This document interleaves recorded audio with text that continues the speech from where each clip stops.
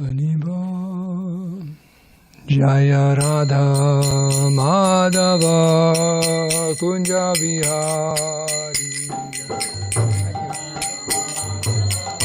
Turtles? Jaya Radha Madhava Kunja Vihari.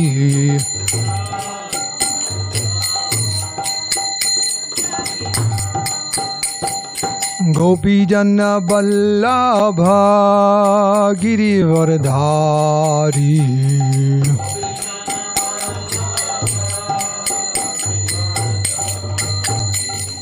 Gopi Janna Vallabha Girivardhari.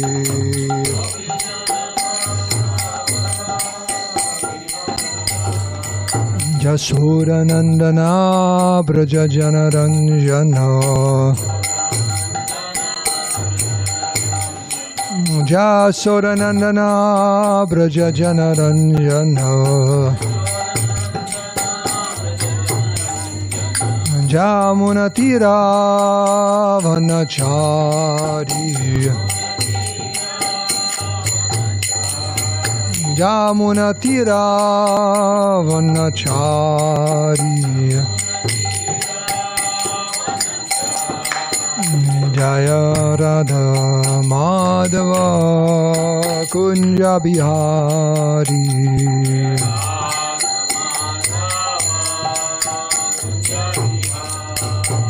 Jaya Radha Madhava Kunja Bihari.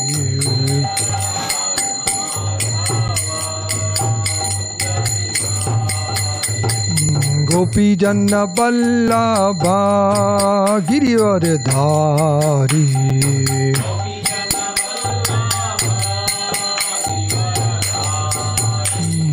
Gopi Janna Vallabha Girivardhari.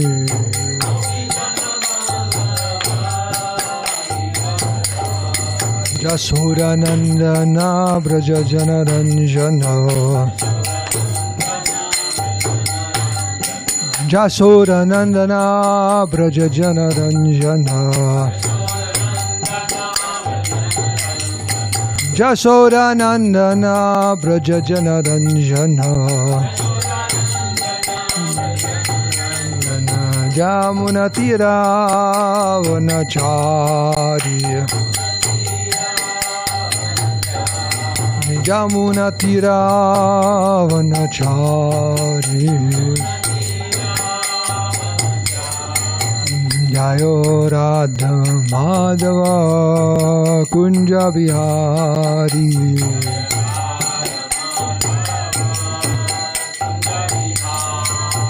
Jaya Radha Madhava Kunja Bihari.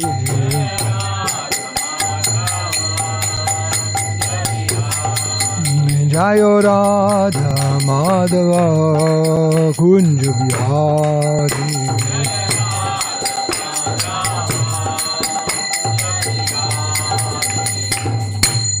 Sisi Radha Madhava ki, Sisi Radha Giridhari ki. Jayo Vishnupad Paramahamsa Parivrajaka Jaja Shudra Shri Srimad, His Divine Grace Bhai Charanaravinda Bhaktivedanta Swami Srila Prabhupada ki Jai. Jayo Vishnupad Paramahamsa Parivrajaka Jaja Shudra Shri Srimad, His Divine Grace Srila Bhakti Siddhanta Saraswati Goswami Maharaj Prabhupada ki Jai. Nantakoti Vaishnava Vrinda ki Jai. ISKCON founder Acharya, BBT founder Acharya, Srila Prabhupada ki Jai. Karantara Srimad Bhagavatam ki Jai. Samvira Bhakti ki Jai. Go Premanandi. All glories assemble devotees, all glories assemble devotees, all glories assemble devotees, all glories, CC Guru. Sri Gauranga. Staya Bhutare Simate Bhakti Vedanta Gauravani Pacharani Nivashesha Shandavari.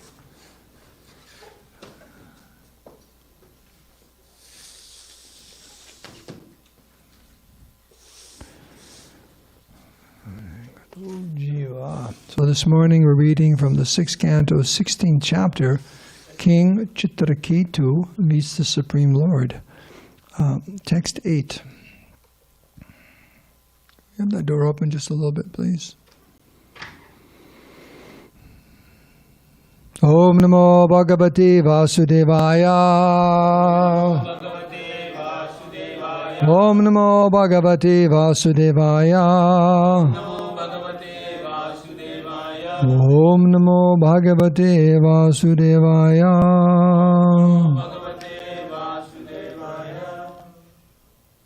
Okay. Evam yonigato jivaha sa nityo nirahankrita yavat yatro palabhita tavat svatvam hi tasya tat evam yonigato jiva sanityo nirankritaha yavad yatro palabhita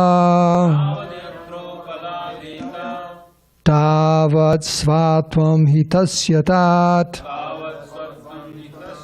evam yonigato jiva sanityo nirahankritaha yavad yatro palabhita tavat svatvam hitasyatat evam yonigato jiva sanityo nirahankritaha yavad yatro palabhita tavat svatvam hitasyatat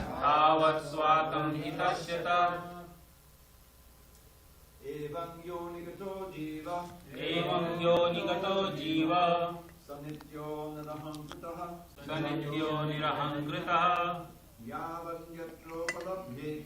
yavat yatro palabhita tavat svatvam hitasyatat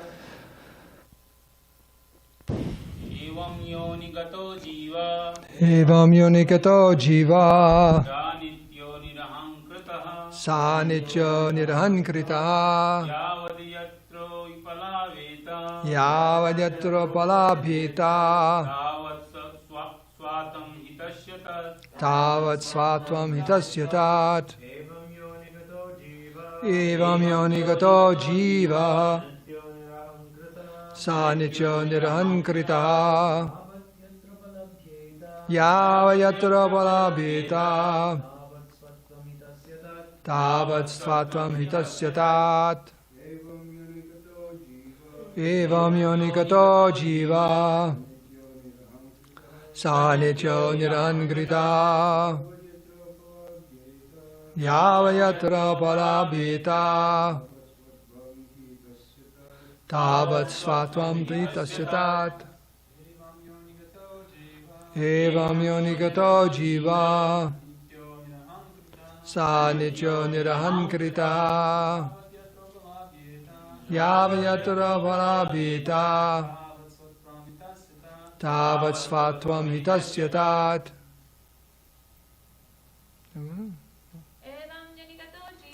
evam yonigato jiva sanityo nirahankritaha yavad yatro palabhita tavat svatvam hitasyatat. Anyone from anywhere? Okay, word for word. Evam, thus, yonikataha, being within a specific species of life. Jivaha, the living entity. Saha, he. Nityaha, eternal. Nirahankritaha, without identification with the body. Yavat, as long as. Yatra, where. Upalabhita, he may be found. Tavat, that long. Svatvam, the concept of self. He, indeed, tasya, of him, tat, that. Translation, which is longer than the purport. Even though the living entity becomes connected with another because of a relationship based on bodies that are perishable, the living entity is eternal. Actually, it is the body that is born or lost, not the living entity. One should not accept that the living entity takes birth or dies. The living being actually has no relationship with so-called fathers and mothers. As long as he appears as the son of a certain father and mother, as a result of his past fruitive activities, he has a connection with the body given by that father and mother. Thus, he falsely accepts himself as their son and acts affectionately. After he dies, however, the relationship is finished. Under these circumstances, one should not be falsely involved with jubilation and lamentation. Purport by Srila Prabhupada. When the living entity lives within the material body, he falsely thinks that he is the body, although actually he is not. His relationship with his body and his so-called father and mother are false, illusory conceptions. These illusions continue as long as one is not enlightened about the situation of the living entity. Om Agyantimirandasya Gyananjana Salakaya Chakshur Unminitam Taismai Sri Gurave Namaha Shri Chaitanya Mano Vistam Stapitam Yena Bhutale Swayam Rupa Kadamayam Dadati Svabadandikam Sri Krishna Chaitanya Prabhu Nityananda Sri Advaita Gadadhar Shivasari Gaur Bhaktivinoda Hare Krishna Krishna Krishna Hare Hare Hare Rama Rama Rama Hare Hare. Even though one living entity becomes connected with another because of a relationship based on bodies that are perishable, the living entity is eternal. Actually, it is the body that is born or lost, not the living entity. One should not accept that the living entity takes birth or dies. The living being actually has no relationship with so-called fathers and mothers. As long as he appears as a son of a certain father and mother, as a result of his past fruitive activities, he has a connection with the body given by that father and mother. Thus he falsely accepts himself as their son and acts affectionately. After he dies, however, the relationship is finished. Under these circumstances, one should not be falsely involved with jubilation and lamentation. Someone asked Srila Prabhupada if she and her husband were going to be together eternally. And when Prabhupada said no, she was no longer interested in Krishna consciousness. For extra upma this morning at breakfast, who knows who that woman was? She's still living, actually. Yoko Ono. Yeah. She asked Prabhupada that question when Prabhupada was staying at Tittenhurst, and George would come, and the Beatles, and mostly it was John and Yoko and George. And there were different conversations, but when she asked that question about would she always be with John Lennon, and Prabhupada said no, this is not the religion for me, the philosophy for me. But is she with John now? She passed away?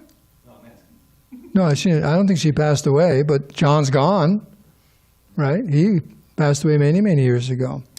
So that's an interesting point, is that it says here, after the body dies, the relationship is finished. And we were joking the other day about in Indian weddings, sometimes it is said that the bride and the groom, they walk around the fire 7 times in hopes that they'll be together for 7 lifetimes. And the devotee turned to me and said, I'm having a hard time with just 1 lifetime with my wife. I don't know if I want to be with her for 7. And actually the wife could be saying the same thing. It's like, oh God, can we just make it maybe 1 time around the fire? So, okay, now except for Dravida, because I'm going to speak on this most of the class, who knows what this means? This is a famous line from the Bhagavatam. Snehapasam imam chindi. Who said that? It's a prayer to Krishna. one line, except for Dravida right now. Does anyone know that one? Sneha pa. Yeah, who said that? You probably know that because I asked you for the book. Queen Kunti. Queen Kunti. Okay, so we'll get to that. So the point here, though, is that we take our birth, and you just came from visiting your family, right? How was that? Yeah, think about it. No, it was good, right? The trip was good, but yeah, hanging out with your family for an extended period of time is very challenging. Yes. Okay. So the thing is, we have these relationships, and just because we have them doesn't necessarily mean they're going to be good, right? They could be very unpleasant. One example I find interesting is that if you drive around San Diego, what's her name? Something like Antonin. There's a big attorney in town. She has these huge billboards. You've seen those? Quite clever advertising, for her different services. And she really pushes divorce, And I remember when she first started advertising, it was a huge billboard, and it was a trash can. And one of those, see on top of wedding cakes, you have the groom and the bride, like little plastic figurines, and it was the groom upside down in the trash can. And I forget what it said, So, she's really pushing the fact, this whole helping people with their divorces, and very clever advertising. And she has different ones also for like the thing out there right now is hair, something rather like, what's it? Anyways, different thing. Anyways, the point being that, wait a second, it's a relationship and it's supposed to be all very happy and so on, but it's not. It's not. So there's no guarantee that we take birth in a particular family, and just because we have a mom and a dad or this or that everything will be okay. It's all based upon the emotion. And then the whole relation becomes very, very troublesome. Very, very troublesome. So that which we thought would be affectionate and this and that and so on doesn't necessarily happen. So, but as long as the reason I'm bringing up the Sneha Pasam Imam Chindi, we'll read the verse in some of the Prabhupada's class, because it's classic, because all this attachment is based if there's some affection. But when the affection's gone, sometimes you even hear of people disowning their children, right? They disown their children. She's no longer my daughter, he's no longer my son. And it goes even to the extent of honor killings, right? In different countries. That my daughter, my sister has dishonored my family, and they kill her. So talk about a turnaround of affection. And so it's no guarantee. And just like in another previous purport, it was described who this child was in a previous life in relationship to Chitaketa Maharaj was actually an enemy who took birth to cause him more pain. So who knows? Who knows who's going to take birth as your son or your daughter, or who you have for a mother, or this or that. It's quite interesting how mixed up it can be. But as long as that affection is there, it's more or less impossible to get out of that attachment. So much affection is there. And it says, even though someone dies, the relationship is finished, still due to affection, people hold on. Some people never get over it due to strong affection. They never get over a change in events, whether it's death or something else. There was that famous novel by Charles Dickens about... anyways, there's one character in the book. She's a woman who was married, and the day of her wedding, her husband never showed up. Remember that? Mrs. something or other. And she never moved the wedding cake. This is like for years. The wedding cake was there rotting, and she kept the wedding dress on the whole time. I think, what was it? I forget what novel that is, but yeah, pretty wild, huh? Her heart was so broken that she snapped. And she just every day wore the wedding dress, and the cake was still, everything was there for years. Like that. So, anyways, let's read from this Queen Kunti, because so this is the Okay. Ata vivesha vishvatmam vishamurti swakeshu me snehapasamimam chindi driddam pandushu vrishnishu. So she's praying, and this comes after so many different prayers, glorification of Krishna. Krishna's ready to leave, and she doesn't want Krishna to leave Hastinapur, wants him to stay. And so many verses about why Krishna comes and this and that and everything, glorifying him as the Supreme Personality of Godhead. And now she's asking for a benediction. This is one of the aspects of offering prayers, is you can also ask for a blessing. Yes, the Madhupate. Yeah. So, O Lord of the universe, soul of the universe, O personality of the form of the universe, please therefore sever my tie of affection for my kinsmen, the Pandavas and the Vrishnis. So here she is, a pure devotee of Krishna, and who she's talking about are all wonderful devotees, but she's asking, can you sever my tie of affection for my kinsmen? And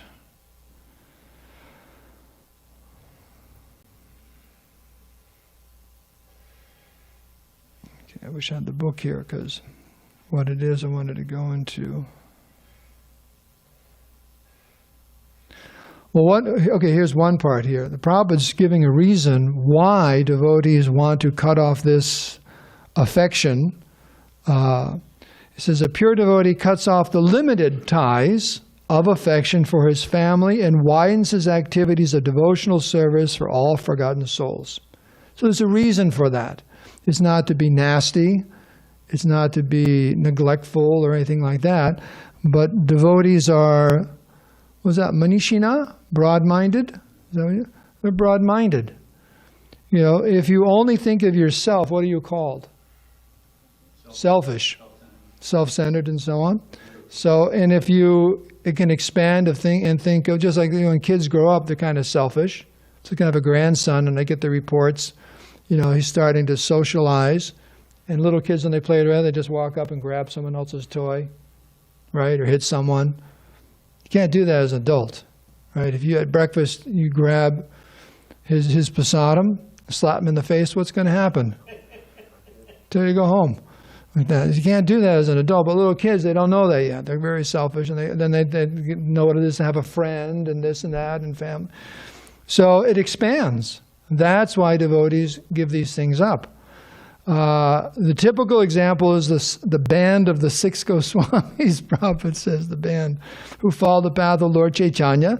They came from very enlightened and cultured, rich families, but they gave that up. Why? To deliver the fallen souls. So that's one reason there. And this gives example of Lord Ramachandra cutting off his ties with Sita Devi to set the example of a perfect king. And it says, personalities like Brahmins, a devotee, a king, or public leader must be very broad-minded in discharging their respective duties. You have to think of the welfare of others. And as a representative of Krishna, who's Krishna thinking of? How many people do you think Krishna is thinking of? The welfare of? Everyone. That's a lot. So as a representative of Krishna, we have to try to think of the welfare of everyone, you know? And that's a lot. But that's what a representative of the Lord is like. And the heart is actually big enough for that. It's big enough for that.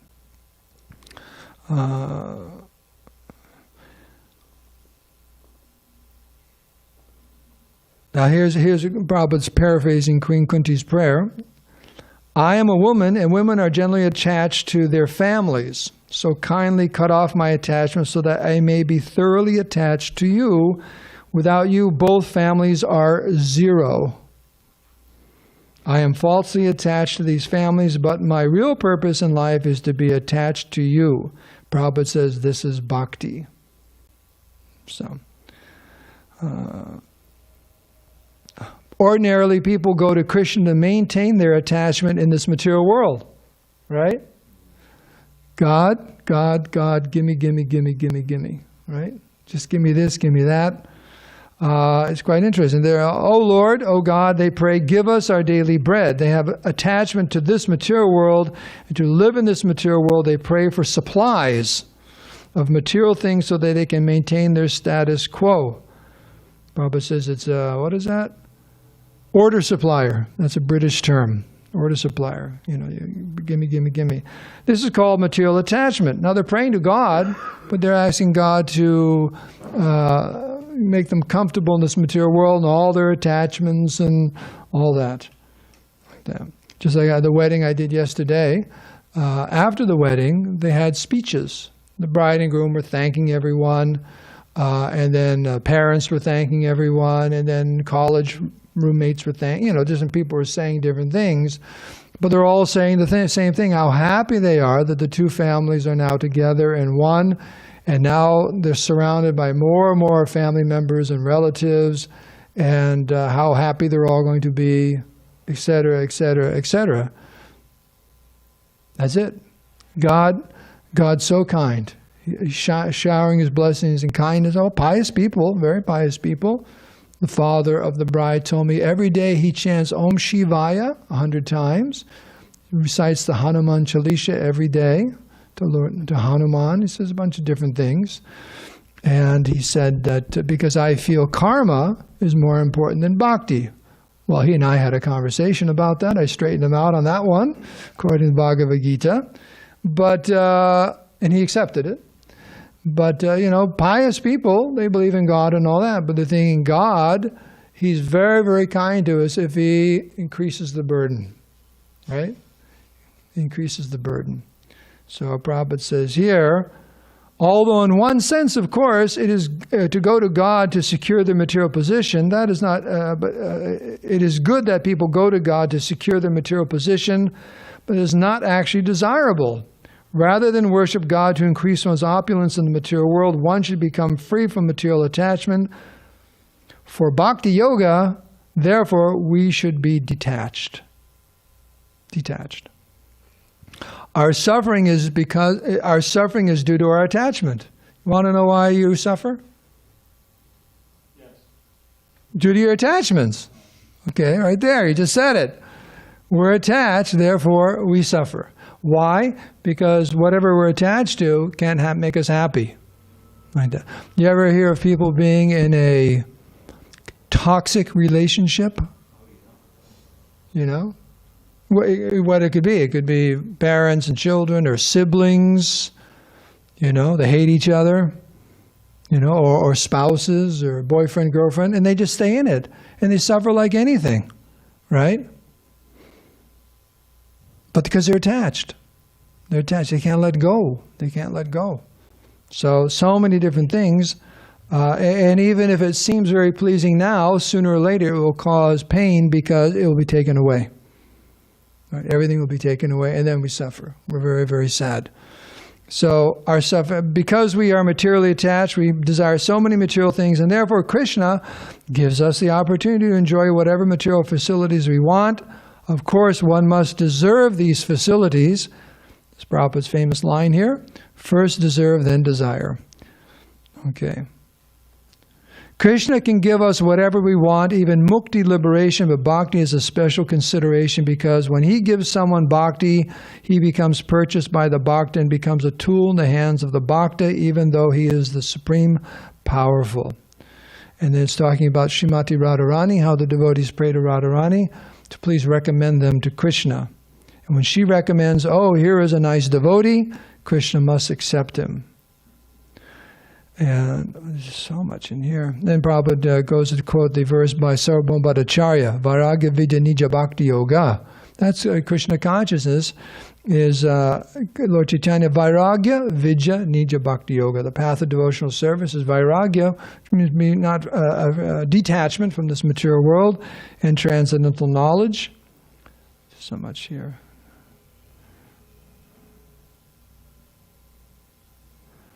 This is a classic purport. Just wanted to. Well, it's maybe different classes. It's a class. The classes I'm in, yeah.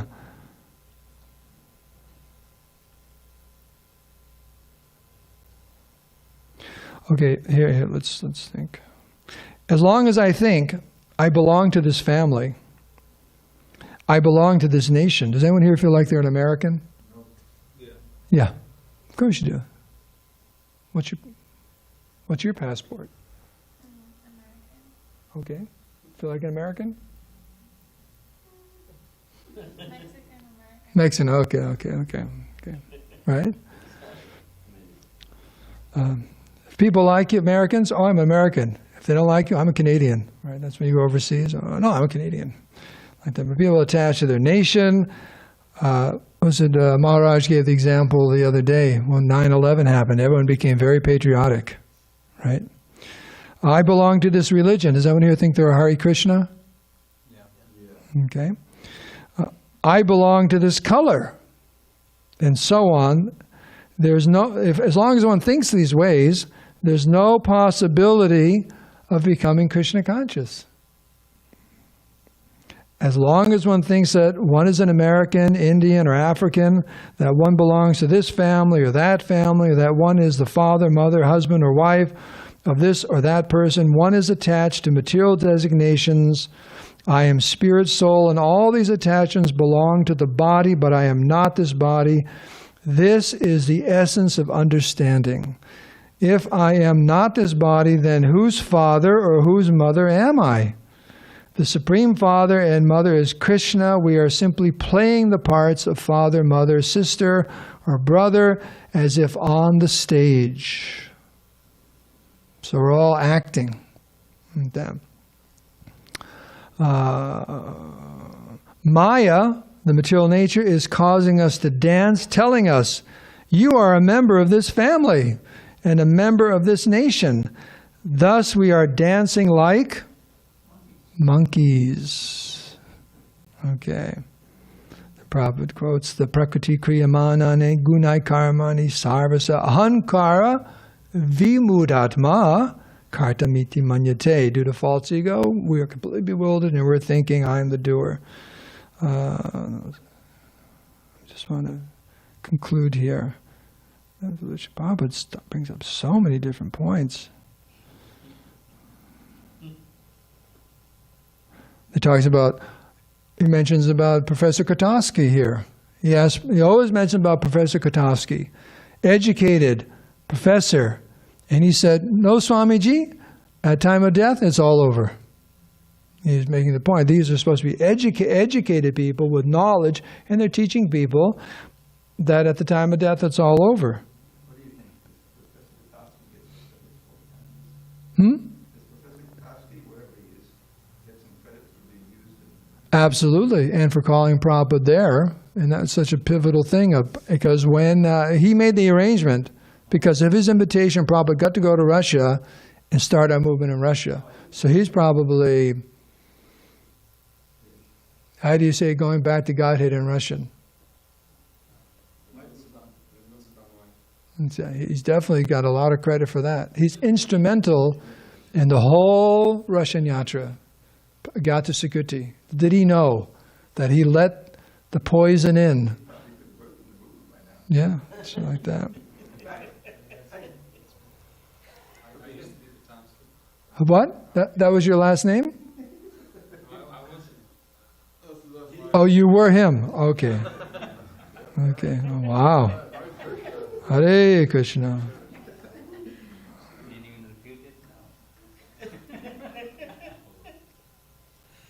And the kind of Prabhupada is talking about Kunti addressing the Vishnu. Okay. So, I mean, the main point is that without the sneha means sneha pasam, the ropes of attachment, to that extent those ropes are there and tight and big and so on, there's no getting out. So they have to be loosened. They have to be loosened. That's a gradual process. But Prabhupada is saying here in the purport, there's no question of Krishna consciousness as long as we're thinking, I'm this nationality, I'm a man, I'm a woman, I'm a this, I'm a that. It's a misidentification. Just like when someone has schizophrenia or amnesia, or so they forget, you can't act as who you're supposed to be.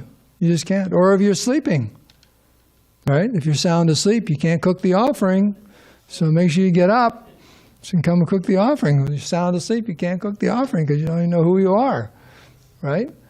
So the point Prabhupada's making here is this is the big illusion and is caused by this sneha pasam, ropes of affection. So should we have no affection? No. All the affection should be there, but in relationship to Krishna. Then it's eternal, it's real, it's valuable, it's never disappointing. Like that. So these are some points here that are made by Queen Kunti in relationship to this verse here. I always remember this particular pastime because when I lived in Mississippi, a farm we have there many years ago, my youngest daughter Tulsi, who's small, she was played the part of this baby. And it was quite interesting because she was so small, even though she was like, 2 or 3 and she could talk. She sat up in the little basket, the bassinet, and started preaching to the king. You're not the body. It was a paraphrasing of these verses. And everyone really thought, that's pretty far out. This kid's pretty small, but she's preaching, So they say from the mouth of babes. And that saying is there from the mouth of babes. So Krishna is very, very kind. I don't know if it's already been brought up, different pastimes in the Bhagavatam and Chaitanya Charitamrita. People say, well, no one's ever come back, to explain whether all this is true or not. But that's not a fact. Here it is. Someone's come back. You have the son of Srivas Thakur, who left during a kirtan. He came back and was talking to everyone. Even there's that, I guess it's Hiranyakashipu speaking at his brother's funeral. Is he the one who talks about that one king died on the battlefield and all the queens were hugging his body, and then Yamaraj came as a little boy, just appeared on the battlefield and came up to him and started preaching to them about, you're not the body, he's not the body, and all these different things. It's like, wow. So people have come back and told us the story, what's actually going on. It's up to us. But to the extent that false affection is there, because what's the base of that sneha pasam? Aham bhogi ishwaroham. As long as I want to be the enjoyer, I want to be the controller, these are my facilities for that improper consciousness. So how to give all this up? You have the proper consciousness. You still have the relationships, but there's no selfishness there. Completely free from selfishness. It's quite amazing. It's the art of living. So we can end here because of the time. And I don't want the Upa to get any colder. Hare Krishna. Any questions or comments? Please.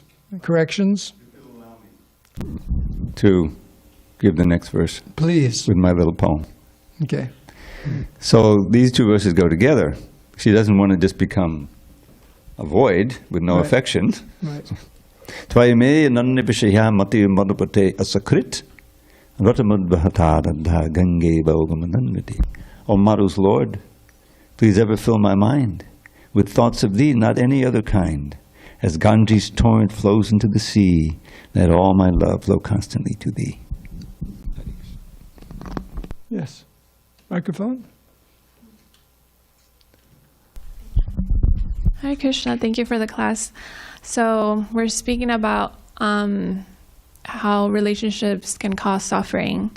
And so maybe we can conclude I'm just going to isolate because, relationships cause suffering and might as well just be on my own and just developing a relationship with Krishna because that's the most important relationship. But we have this yearning for relationships in this world. We sometimes, or I can speak for myself, maybe sometimes you need conversation or, laugh with someone or hug someone. And so how can we as aspiring devotees maintain healthy relationships without forgetting that Krishna is the center, particularly in relationships like, being married or having kids, which are very strong. So maybe you can speak on your experience because, you're married. And so how did you stay grounded in Krishna consciousness, keeping Krishna at the center? And also sometimes people have, toxic relationships, and maybe it's easier for us to be focused on Krishna because it's well, this relationship's not really good, you know, and you can see how Krishna is the only relationship that's going to satisfy you. But sometimes, what if you have a good relationship? So how do you maintain that balance? Thank you. You ready for about 3 more hours? That's a big question. Well, one thing is you shouldn't automatically think that it's easy to be Krishna conscious if I'm in a toxic relationship or suffering. That's not necessarily true. In fact, I would consider just the opposite. Because to be Krishna conscious, we need positive association. That's our nature. Like Prabhupada would say, you never see Krishna alone. You never see Krishna alone. He's always surrounded by his devotees. So to be always in the association of devotees, that's our natural position, because that's healthy. We are social, they say human beings are social animals. Well, it goes beyond that. The soul is actually a social entity. It's meant to be with so many other living, like a concert, like kirtan, right? Sankirtan, everyone together glorifying or serving Krishna. That is, the ecstasy ramps up big time, right? It's like we can digress into so many different stories, but there's that famous story about, I don't know, it was from South, the devotee who wanted to just chant Hare Krishna all day long. And then he went to Mayapur. And Prabhupada morning walks, he says, that's that devotee who, but he only stayed a few days and just disappeared. He didn't want to be with the devotees. He wanted to just go chant by himself and like that. So developing healthy, positive relationships will accelerate our Krishna consciousness much more than hating everyone and everything and just thinking it's just me and Krishna. And that's the wrong philosophy. That's not our philosophy at all. We want to surround ourselves with as many devotees as possible in all kinds of varieties of relationships. And every single relationship, let's say a relationship with your parents, or relationships with a spouse, or a sibling, or a child, or a grandchild, they become extra sweet if Krishna's mixed in there. So you have the charnamrita there in the morning, you got the yogurt, well, you put the honey in there. It was really tasty. Right, that's the honey. The honey is the Krishna, Madhu Pate, right?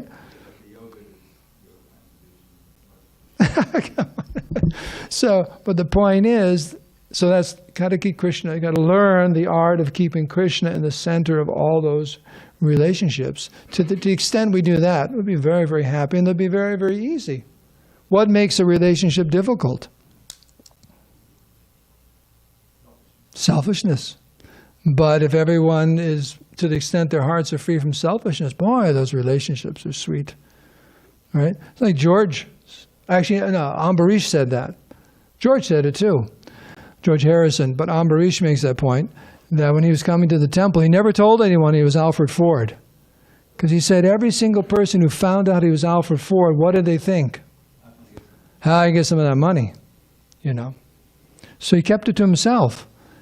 And but the point is, even after he told the devotees, he was amazed that they just treat him the same, just back to Al, and just engage him in devotional service. He was so happy that finally someone, some people are just, because it's him. It doesn't matter that he's Alfred Ford and worth a lot of money.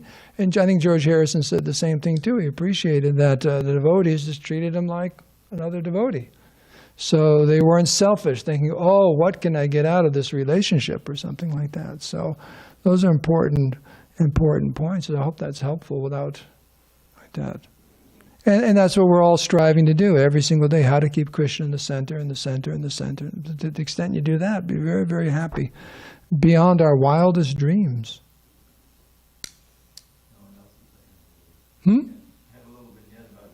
Please. So, this is how the Krishna book became manifested. I think it was $19,000 that Prabhupada needed to print the Krishna book, which is a lot of money in '68 or whatever it was. Whatever, when it was happening in England. And so Prabhupada asked Shyamasundar to make contact with George the next time he's about to take lunch with him at his estate, and ask him for a donation so that we can print the Krishna book. And Shyama said, oh, Prabhupada, we make a special effort not to ask him for anything. We don't want to alienate him, because just having it, But it'll be all right. You do it, So they're sitting at this magnificent table, and I don't know if the lunch is over or it's happening. It's just happening. And finally, Sarmasundar pops the question. He said, our spiritual master wants to print the Krishna book. It's very important, and we need $19,000, so he asked me to. He asked you. So George was saying, okay, now it starts, And at that very moment, there was a huge crack of thunder, and all the lights went out in where they were sitting. And so, I don't know if he had a generator or something, but then, or maybe they light some candles, And George said, with that kind of presentation, I'll have to, in other words, he was seeing that as divine. And that's how he said, he's glad to give it. And then he got to write that intro with Shyamasundar helped him with it. I don't know if you know that. Which has become famous, and is a big way, the way they sold the book. Look, George Harrison liked it, So that's just a nice vignette about that. Okay, so I think we can end here. All glories to Srila Prabhupada.